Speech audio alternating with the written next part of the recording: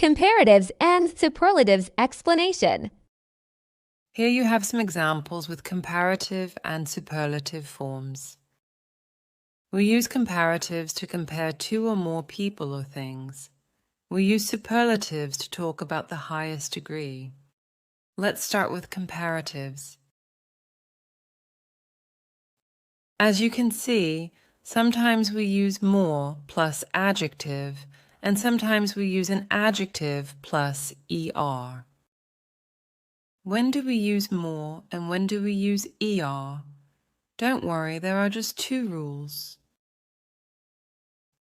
Rule 1, we use er with one-syllable words. For example, old, older, or smart, smarter. But there's one exception. If the word ends in ed, we use more.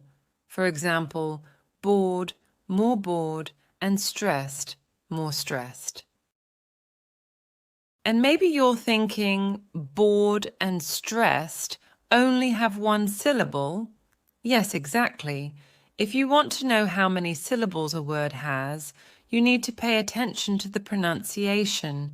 Bored, stressed. Just one syllable. Rule number 2. If the word has two or more syllables, we use more. For example, more adventurous or more insecure. Of course, there is an exception. If the word ends in y, we use er. For example, happier or lazier. By the way, good, bad, and far are irregular. And now I've got good news. Exactly the same rules apply to the superlative form. Let's see some examples. My room is cleaner than yours. I'm taller than Mike. Madrid is the biggest city in Spain. I can't believe you're lazier than me. You're angrier than ever. He's the luckiest person I know. John is more annoying than Peter. This is the most interesting book I've ever read. I'm more bored than ever. Afghanistan is the most stressed country in the world. Yesterday, Kim was the most tired person in the gym. We're almost done. Let me just tell you a couple of things. When we add er or est, sometimes there are spelling changes. If the word ends in consonant, vowel, consonant, then we double the final consonant.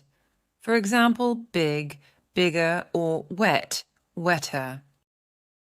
And if the word ends in y, the y changes into an I. For example, happier or healthier.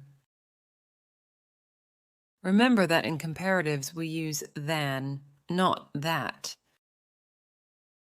After than, if we want to use a pronoun, then we have two options. We can use a subject pronoun plus an auxiliary verb. Or we can use just an object pronoun.